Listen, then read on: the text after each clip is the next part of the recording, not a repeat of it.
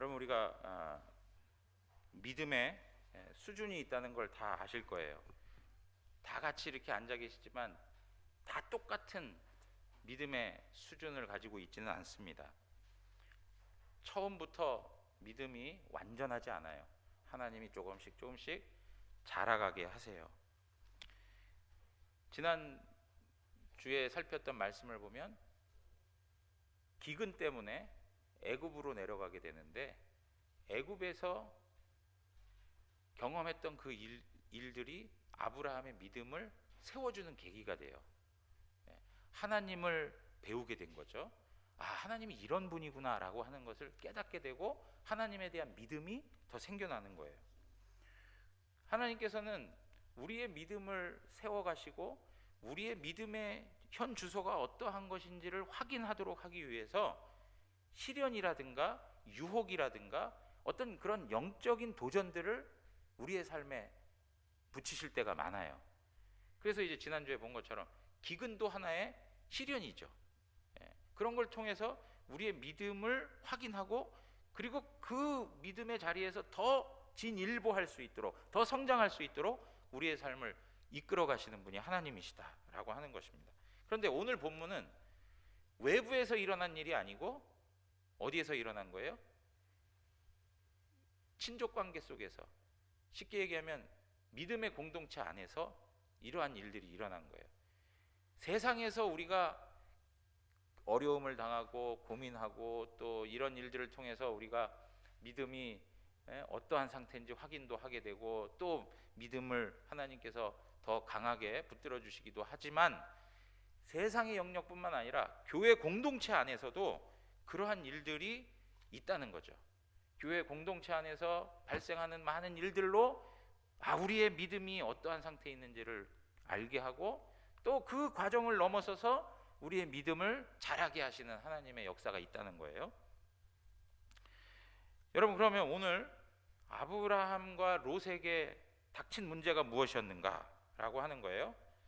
여러분, 오늘 1절 2절에 가서 보시면 아브라함이 애굽에서 그와 그의 아내와 모든 소유와 롯과 함께 네겝으로 올라가니 아브라함에게 가축과 은과 금이 풍부하였다 그래요.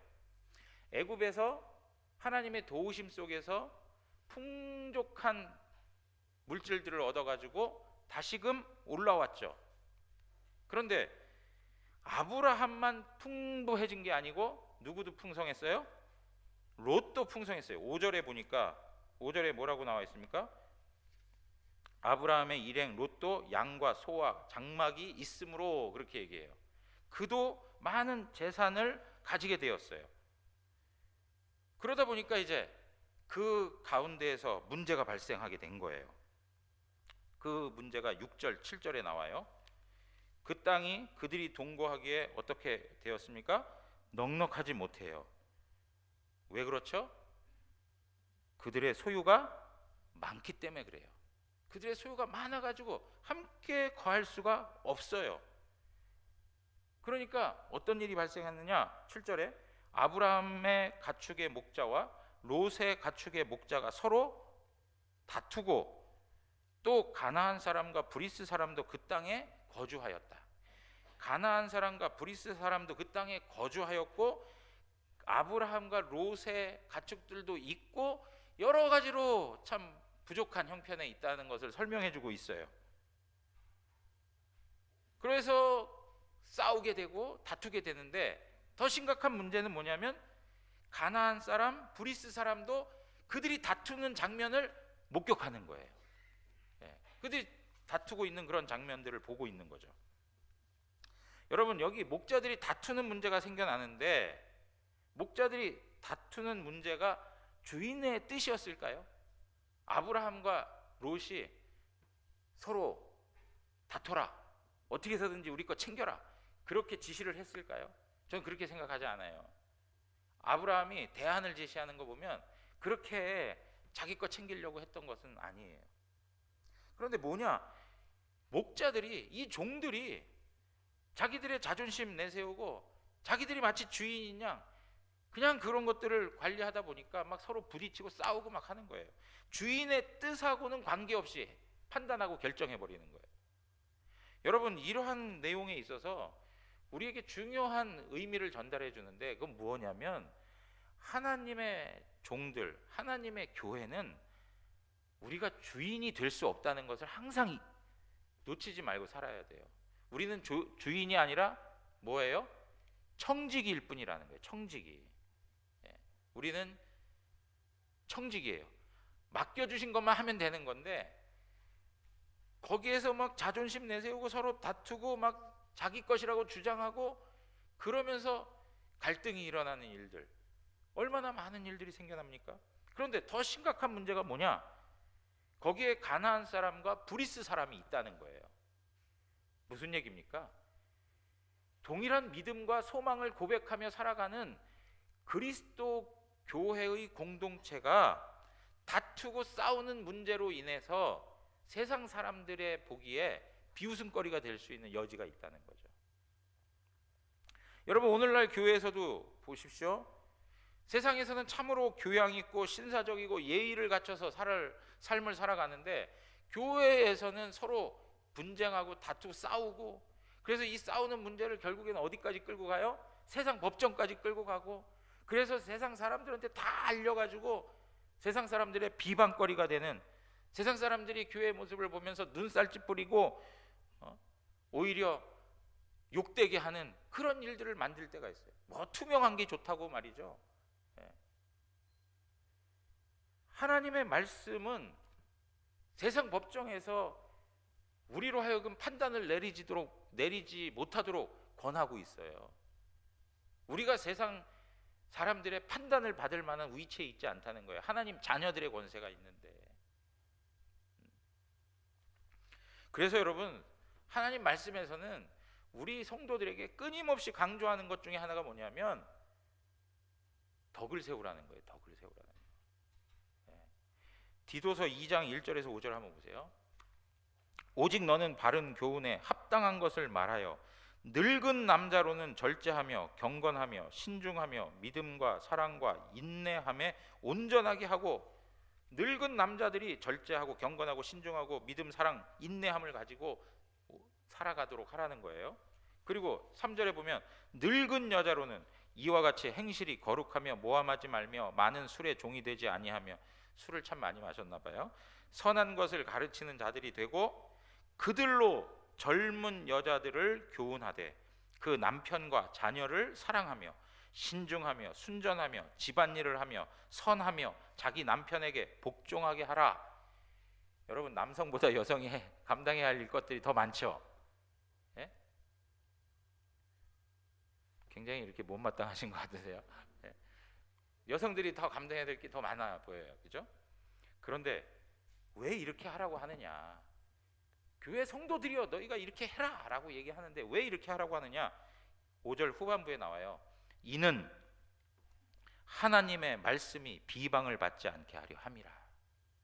하나님의 말씀이 세상 사람들 사이에서 비웃음거리가 되지 않도록 하기 위해서, 하나님의 말씀이 업신여김을 당하지 않도록 하기 위해서 너희들의 삶의 행실을 바르게 하라라고 말하는 거예요.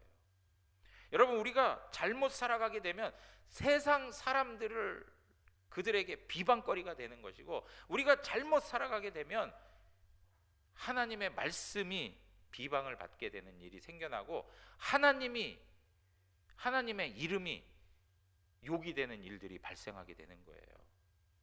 그래서 덕을 세우라 이거예요. 덕을 세우라. 먼저 된 성도들, 오래된 성도들, 하나님을 알아갔던, 그리고 하나님을 섬기는 그 세월이 오래된 분들, 믿음이 연약한 초보 신자들을 위해서 덕을 세우라. 덕을 세우라. 젊은 여자들을 교훈할 수 있을 그 정도의 인격과 지혜와 덕과 가르침을 가질 수 있어야 된다는 거죠. 사랑하는 성도 여러분, 오늘 우리 안에 이러한 아름다운 믿음의 수준이 일어나기를 원합니다. 그래서 정말 교회 공동체가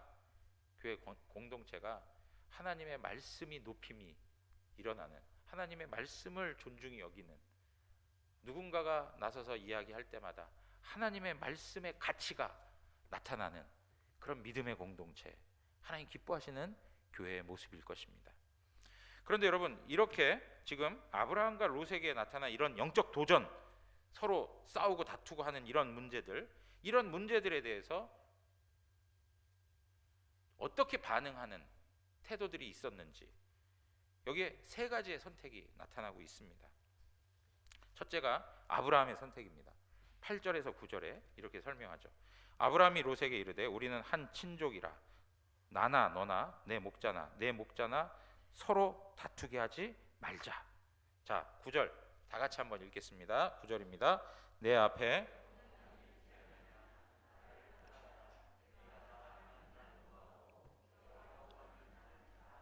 네, 여러분, 우리가 한 친족이라 그래서 다투게 하지 말자. 네. 그러면서 아브라함이 대안을 제시하는데, 너 앞에 온 땅이 있지 않냐? 나를 떠나가라. 너가 좌하면 나는 우하고 내가 우하면 나는 좌하겠다. 너가 먼저 선택해라 라고 하는 제안을 하는 거예요. 여러분, 여기에 아브라함이 이야기하는 이 제안, 여러분 이거 쉬운 제안이 아니죠. 갈대아 우르에서부터 얼마나 먼 거리를 여행하면서 온 과정이 있었습니까? 그 가운데 성경이 표현하고 있지 않지만 참 어려운 일들도 많았을 거예요. 그런데 기껏해서 왔는데 그 땅을 자기 조카에게 먼저 양보하라?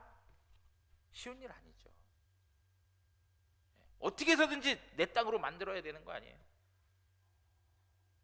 그런데 아브라함은 뭐라고 얘기하냐면 너와 내가 친족이라고 이렇게 표현하고 있어요. 여러분, 오늘 본문에 친족, 우리는 한 친족이라 이렇게 표현하고 있는데요, 여기에 이 친족이라고 하는 이 말은 히브리 말로 형제된 관계를 설명해 주는 표현이에요. 형제된 관계. 여러분 한번 생각해 보세요. 아브라함하고 롯하고 형제 관계라고 말할 수 있습니까? 아브라함하고 롯은 삼촌과 조카 관계예요. 형제 관계, 대등한 형제 관계가 아닌 거죠.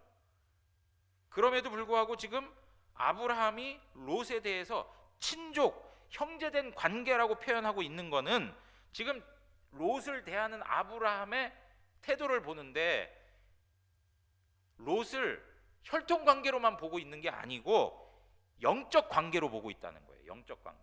동일한 믿음과 동일한 소망을 가지고 있는 영적 관계자로 보고 있는 거예요. 같은 형제로 보고 있는 거예요. 믿음의 형제로.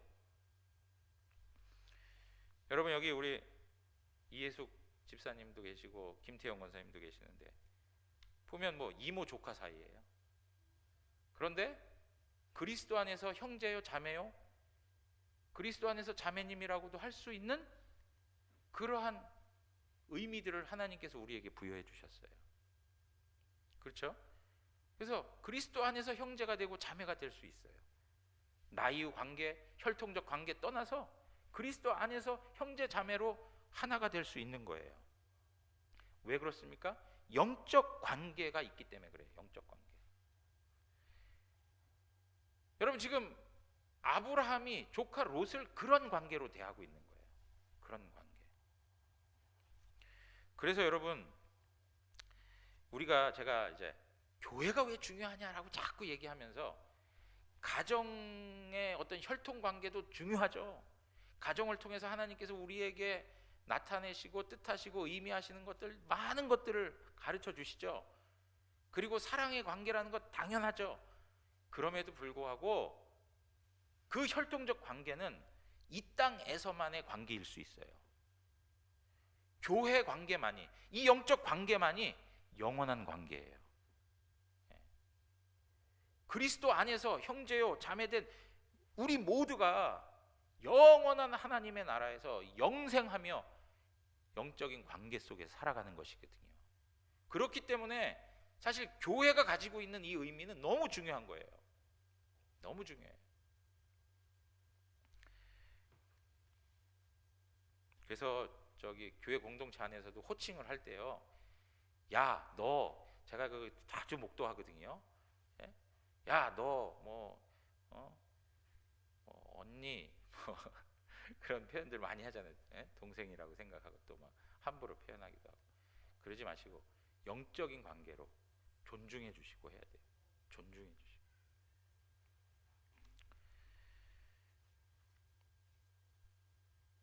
여기 보면 영적 관계라고 하는 이 이야기는 결국에는 로또 하나님으로부터 부여받을 상속 권세, 그 권한이 있다라고 하는 것을 우리에게 말해주고 있습니다. 자, 그런데 여러분, 이렇게 아브라함이 롯을 대하는 관계가 그러한데, 그럼에도 불구하고 그 땅을 양보할 수 있었던 이유가 뭐냐? 그 땅을 양보할 수 있었던 이유가 무엇이, 어떤 배경에서 그렇게 할 수 있었는가라고 하는 거예요. 그것은 아브라함이 애굽에서 배운 하나님에 대한 지식 때문에 그래요. 애굽에서 배웠던 하나님에 대한 지식. 첫 번째, 재산과 재물에 대해서 마음을 빼앗기지 않아요. 재산과 재물을 누가 주시는 거라고 깨닫게 되죠? 하나님이 주시는 거라고 깨닫게 돼요. 애굽에 내려갔을 때 자기는 완전히 실패한 거예요. 자기 아내도 지키지 못하는 아무런 능력이 없는 무능한 사람이었어요. 그럼에도 불구하고 하나님 역사하셔서 어떻게 해요? 아내도 지키고 재물까지 풍성하게 얻어왔어요. 그런 모습을 보면서 하나님이 재물과 물질도 주시는구나, 그런 것들을 깨닫게 되는 거죠. 그리고 두 번째 뭡니까? 하나님께서 사라를 지키시는 것을 보니까 하나님이 그 이전에 자손을 주겠다라고 했던 그 약속을 지키시는 하나님이라는 것을 다시 깨닫게 돼요. 하나님께서는 약속을 지키시는 하나님이시다. 그래서 사라까지도 보호하시는 하나님이셨다. 그러면서 더 나아가서 이것이 중요해요. 하나님께서 말씀하신 약속 중에 하나가 또 뭐냐면, 너를 축복하는 자를 내가 축복하고 너를 저주하는 자를 내가 저주하겠다라고 하셨거든요. 그러면서 너는 복의 근원이 될지라라고 말씀하셨어요. 그런데 애굽에 내려가서 보니까 아브라함에 대해서 해를 끼치는 바로를 하나님이 가만 내버려 두질 않는 거예요. 하나님께서는 아브라함에게 복을 주시지 해를 끼치는 분이 아니라는 것을 깨닫게 되죠. 아브라함을 유익하면 유익하게 하지 아브라함에게 있어서 마이너스가 되거나 손해가 되게 하는 일을 하지 않으시는 하나님이라는 거예요. 결국에는 하나님께서 아브라함에게 약속하신 그것을 반드시 지키시는 하나님이라는 것을 깨닫게 되는 거예요. 그러면서요, 여러분 12장 7절에 여호와께서 아브라함에게 나타나 이르시되 내가 이 땅을 내 자손에게 주리라고 했어요. 땅에 대한 약속을 하신 것을 또 믿게 되는 거죠. 하나님께서 땅에 대한 약속을 하셨는데 그 땅에 대한 약속마저 하나님께서는 지키실 것이다. 지키실 것이다. 그러니까 여러분 보세요. 롯이 이 땅을 내가 취하겠습니다, 아무리 많이 자기가 취하겠다고 한들 하나님께서 아브라함에게 약속하신 땅은 결국에는 누구에게 돌아오는 거예요? 아브라함에게 오는 거예요. 아브라함에게. 여러분 한번 생각해 보세요. 하나님께서 아브라함에게 그 땅을 주시겠다고 했는데요, 그 과정 속에 이스라엘 백성들이 애굽 땅에 머물게 돼요. 몇 년 동안을 머물게 되죠? 400년 기간 동안을 머물게 돼요. 400년 기간 동안이면 잊혀질 만도 해요. 그리고 그 땅의 주인은 이스라엘 백성이 아니라고 하는 것을 더욱더 확실하게 주장할 수 있는 모든 조건이 다 되어 있어요. 가나안 7족속이 그 땅에서 완전히 털을 잡고 살아가고 있어요. 그런데 어떻게 하죠? 하나님께서 세월이 아무리 흘러도 그 땅에 많은 거주민들이 있어도 하나님께서 아브라함에게 약속하셨던 바를 하나도 빠짐없이 다 이루시는 하나님이세요. 하나님이 약속하신 것을 세월도 거스를 수가 없고요, 하나님이 약속하신 것을 그 땅에 살고 있던 거주민들도 무너뜨릴 수가 없는 거예요. 하나님이 약속하신 것은 반드시 이루어지는 거예요. 이거를 하나님께서 행하시고 있는 거죠.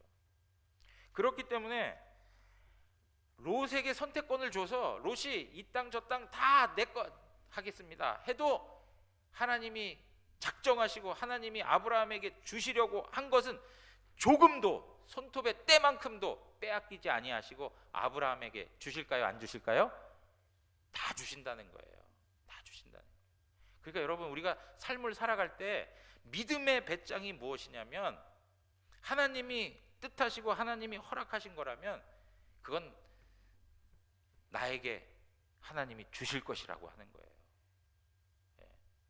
내가 그때 실수해서 그걸 놓쳤지, 그렇지 않아요. 내가 아무리 실수해도 하나님이 나에게 주시기로 작정하신 것이라면 하나님 반드시 주시는 거예요. 그러니까 삶을 대하는 거에 아등바등할 거 없어요. 막 초조하고 불안해할 거 없어요. 답답해할 일이 아니에요. 하나님이 우리에게 약속하신 것은 하나님이 책임지고 이루시는 거예요. 우리 대구 영안교회 성도님들, 하나님 약속 붙들고 담대하면서도 평안하게 살아가기를 원합니다. 평안하게. 내가 그 기회를 놓쳤다고 해가지고 막 안타까워할 필요 없어요.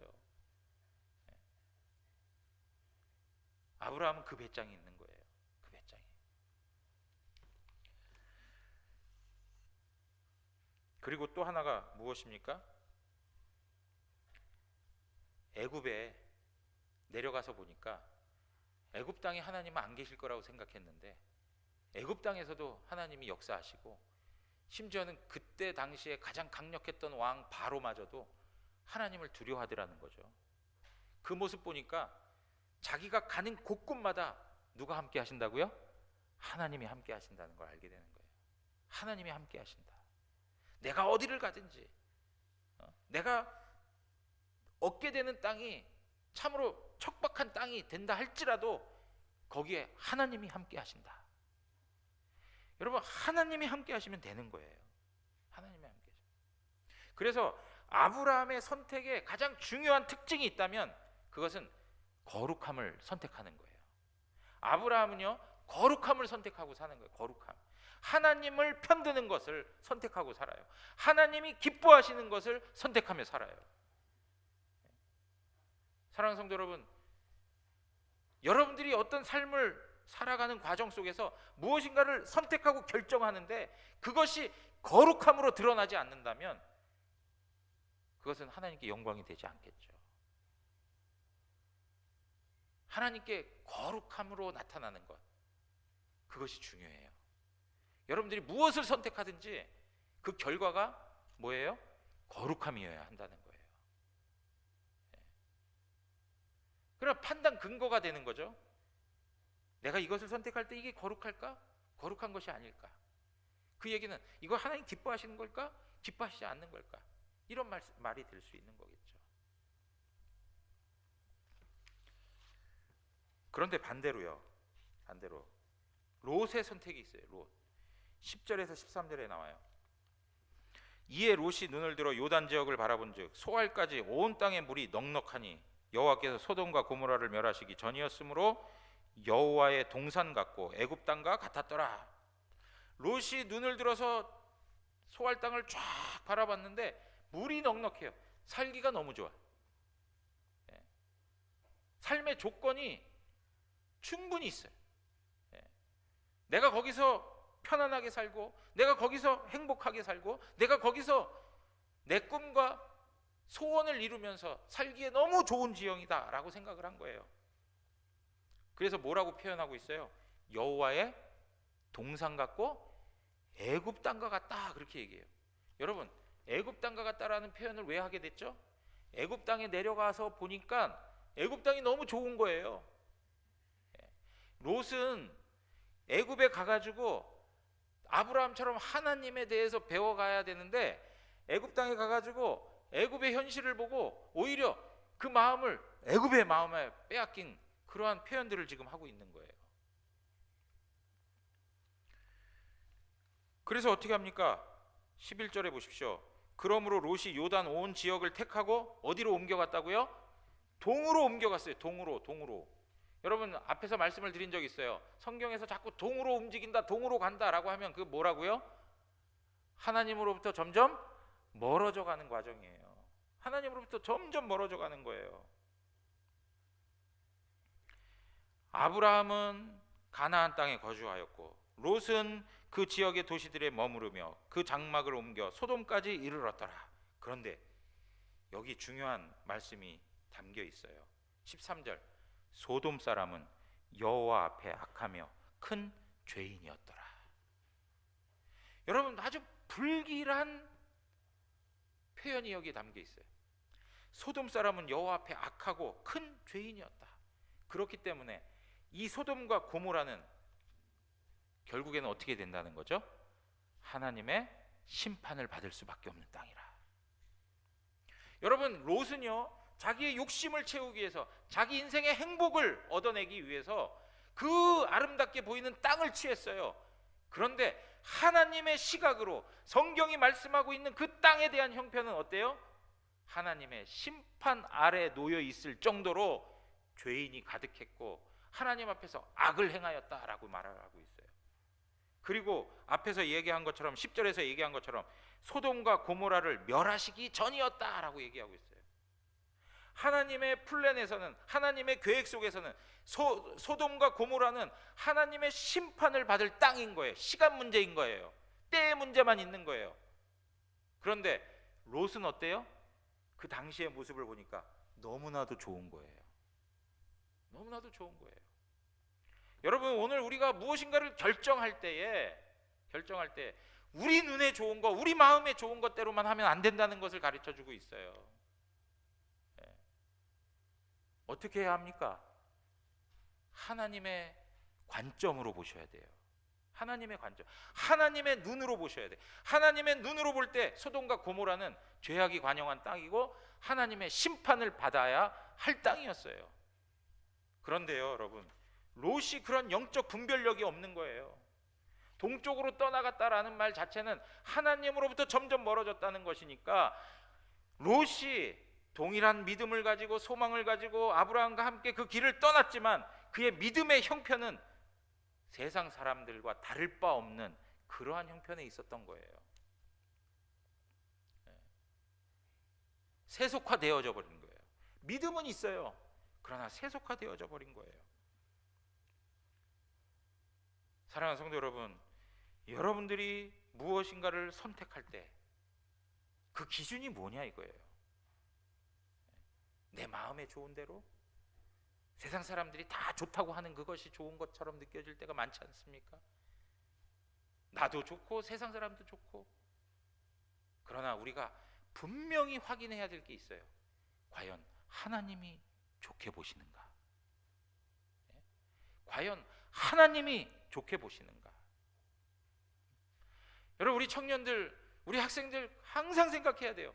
하나님이 이것을 기뻐하실 것인가? 하나님이 이것을 좋게 여기실 것인가를 생각해야지 내가 좋게 생각되는가? 그것은 반드시 후회를 낳게 돼 있어요.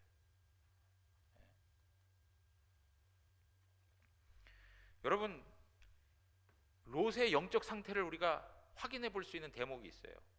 오늘 우리가 아브라함의 사건들을 쭉 보면서 확인해 가는 중에 무엇을 발견하냐면 아브라함은 때마다 하나님 앞에 제단을 쌓고 예배를 해요. 그런데 롯은 그러한 것이 없어요. 롯은 그러한 것이 없어요. 그 얘기는 무슨 얘기입니까? 아무리 많은 신앙 고백을 해도 하나님 앞에 예배하는 것 자체를 소중히 여기지 못했다는 것을 말해주고 있어요.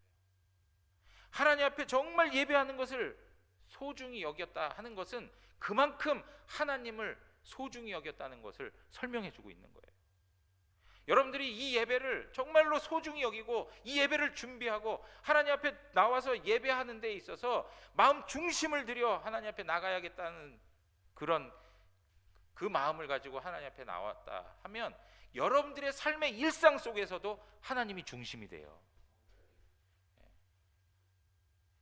그런데 이 자리에 임하시는 여러분들의 마음의 상태가 그렇지 못하다면 일상의 삶에 있어서도 하나님을 그렇게 모실 수가 없어요.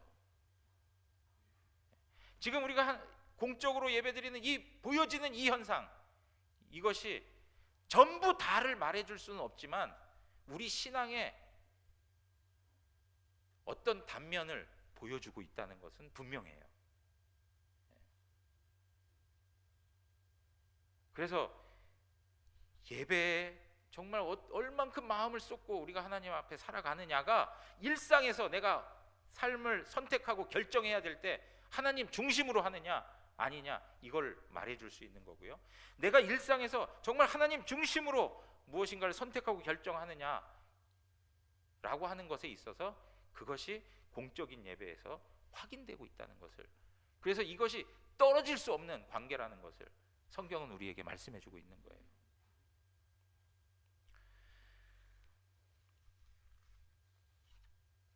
여러분, 롯이 왜 이렇게 아브라함과 같은 선택을 하지 못하고 세속적인 판단을 하게 되었을까? 왜 그랬을까요? 아브라함이 애굽에서 하나님에 대한 지식을 배운 것처럼 애굽에서 롯도 하나님에 대한 지식을 알게 된 거예요. 그런데 안타깝게도 제대로 된 지식을 갖게 되지 못했다는 거예요. 무슨 얘기냐? 애굽에 가서 보니까 여호와의 동산과 같고 애굽 땅과 같았다 하는 것처럼 너무 좋은 거예요. 너무 좋은 거예요.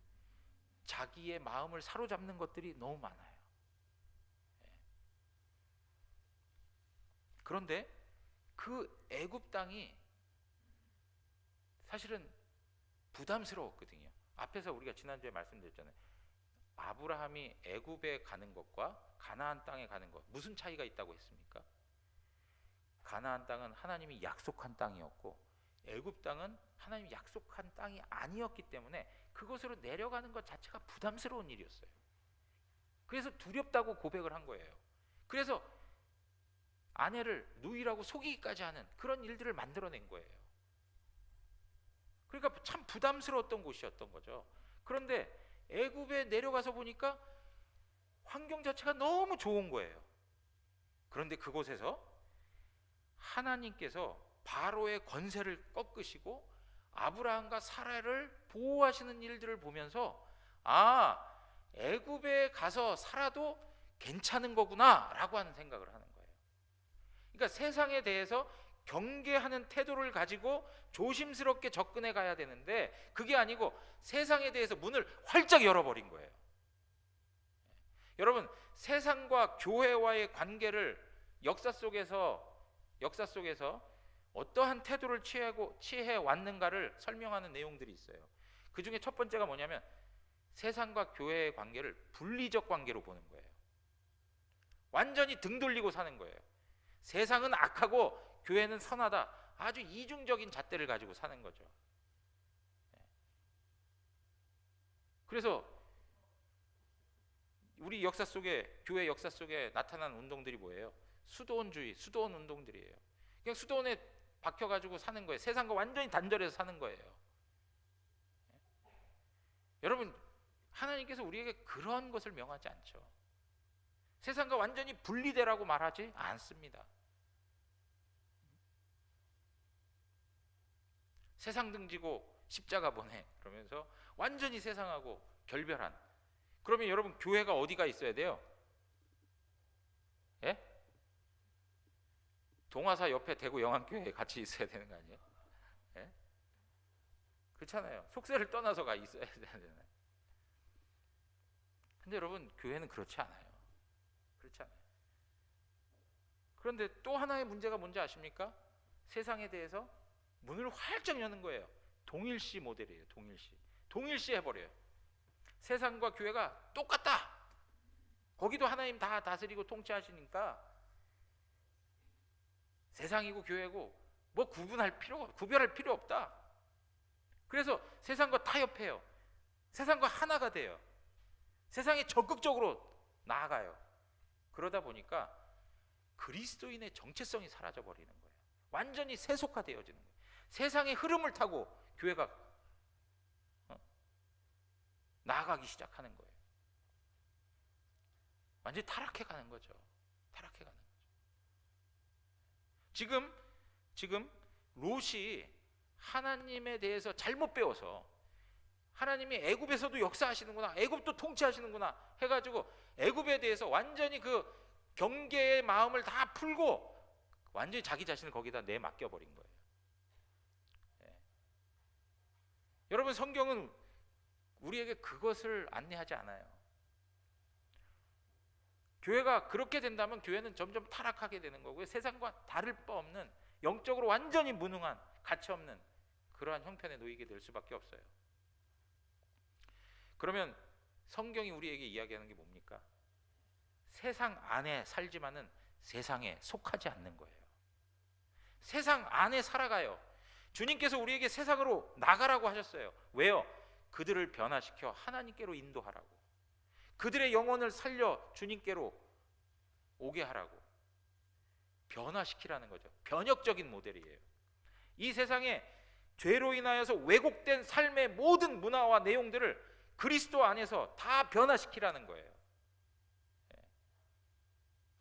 그것이 바로 성경이 우리에게 말씀하고 있는 거죠.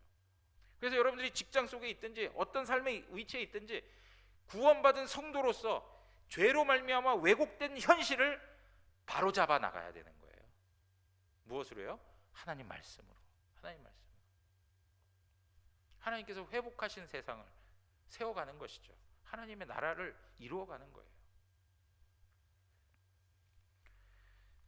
사랑하는 성도 여러분, 롯이 선택한 것은 철저히 육적인 판단에 기인한 겁니다.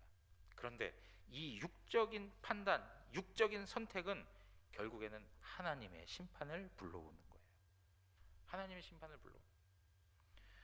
사랑하는 성도 여러분, 어떤 선택을 하며 살아가길 원하십니까? 나의 욕심과 내 소원과 내 만족을 채우기 위해서 세상적인 형편을 고려하며 그것을 쫓아가며 그것을 선택하고 살아가시겠습니까? 아니면 하나님을 선택하고 믿음의 길을 선택하여 하나님 기뻐하시는 그 발걸음을 걸어가며 살아가시겠습니까? 여러분, 앞에서 말씀드렸습니다. 아브라함은 행복을 선택한 것이 아니고 거룩함을 선택했습니다. 롯은 거룩함을 선택한 것이 아니고 세상의 행복을 선택했습니다. 여러분들은 무엇을 선택하시겠냐 이거예요. 여러분, 그 결론은 성경이 이미 우리에게 이야기한 바 다 알고 계시기 때문에 여러분 잘 알 거예요. 썩은 것을 심으면, 육체를 따라 심으면 썩어질 것을 얻을 수밖에 없어요. 인생 허무하고요, 공허하고요, 헛된 것을 얻을 수밖에 없어요. 우리 대구 영안교회 모든 성도들은 하나님 편에 서서 하나님이 기뻐하시는 것을 선택하여 하나님께 영광 돌리는 삶을 살아가기를 원합니다. 그런데 한 가지 말씀드리고 마칠 텐데 더 중요한 게 있어요. 무엇이냐면 하나님의 선택하심이에요. 하나님의 선택하심. 여러분, 동일한 믿음과 소망과 그 유업을 얻을 수 있는 자격을 가진 아브라함과 롯이 함께 있는 것으로 하나님 말씀은 끝나지 않아요. 서로 떠나는 것으로 마무리가 돼요. 서로 떠나는 것으로 마무리가 돼요. 롯이 떠났습니다. 왜 떠났습니까? 소유가 많아가지고 땅이 부족해서 서로 목자들끼리 막 다투니까 떠난 것이 되어버렸어요. 근데 여러분, 이 이유는 인간 삶에서 나타나는 표면적인 이유일 뿐 더 근본적인 이유가 있다는 거죠. 서로 재물이 많아가지고 부딪히게 되고 갈등하게 되고, 그죠? 그리고 롯이 영적으로 연약해서 세상 형편에 따라서 소할 땅을 취하게 되는 그 모든 과정들을 놓고 보면 그 모든 것들 배후에 하나님의 선택하심이 있다는 거예요.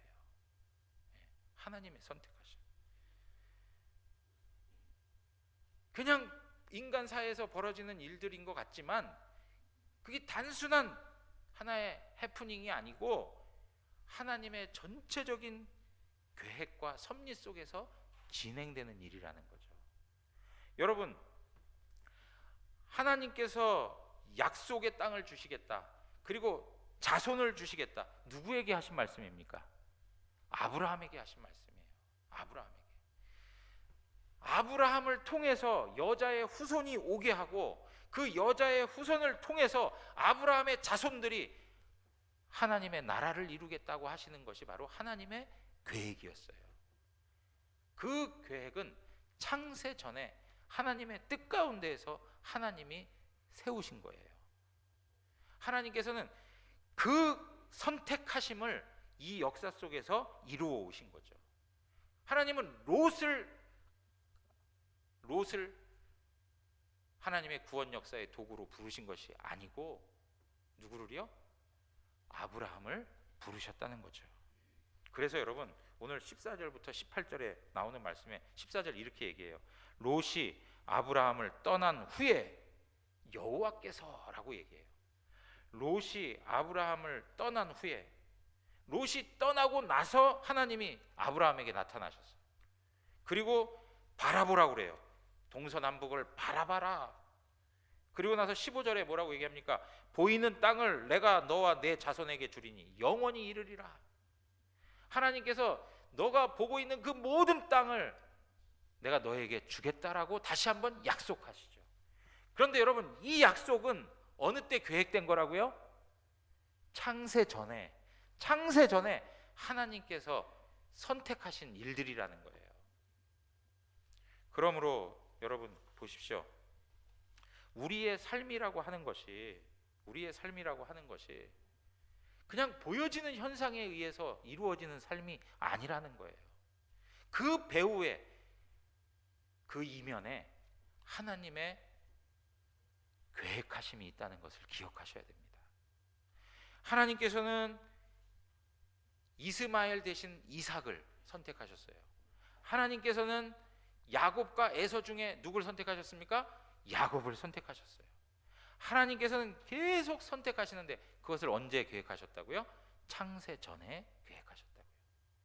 그래서 우리 사이에, 우리 관계 속에서, 우리 삶의 그 과정 속에서 일어나는 모든 일들을 통해서, 우리가 생각할 때 일상의 일들을 통해서 하나님께서는 구원 역사를 이루신다는 거죠. 그러므로 우리의 구원이 하나님의 선택하심에 있다는 것을 다시 한번 기억하셔야 된다는 거예요. 우리가 믿음을 얻게 된 것도, 그리고 우리의 믿음이 자라가고 있는 이 과정도 하나님의 구원 역사에 포함된 내용인데, 이것을 하나님이 우리 안에서 그렇게 하시기로 언제 선택하셨다고요? 창세 전에 계획하시고 선택하셨다고요. 그래서 여러분, 제가 뭘 말씀드리고 싶은 거냐, 우리의 삶을 살아가는 데 있어서 현실적으로, 현상적으로 보여지는 것 때문에, 그것 때문에 울고불고 할 일도 아니고요, 우리가 하나님의 영원한 택하심을 잊고 살아가는 그 사실을 기억하면서 우리의 삶이 하나님 손안에 있다는 것을 다시 한번 확신하고 우리 마음 가운데 평안을 얻고 사셔야 돼요. 평안을 얻고. 여러분, 우리의 믿음도 마찬가지예요. 내가 믿음 없어서 어떡하지? 내가 이 정도의 믿음밖에 안 되나? 절망할 때가 얼마나 많아요. 그런데요, 하나님께서 우리의 믿음도 세우시고 자라게 하시고 우리로 하여금 영원한 하나님 나라에 들어갈 수 있는 충만한 믿음으로 우리를 인도해 주세요. 이것이 무엇의 결과라고요? 하나님의 선택하심의 결과라고요. 하나님의 선택하심. 아브라함이 선택하는 일들도 있었습니다. 롯이 선택하는 일들도 있었습니다. 그러나 가장 궁극적인 모든 일들은 하나님의 계획과 선택하심에 이루어지고 있다는 것을 기억하셔야 돼요. 그것을 믿고 의지하시면서 오늘도 거룩함을 선택하고 살아가는 우리 모두가 되시기를 주님의 이름으로 축원합니다. 다 같이 일어나시겠습니다.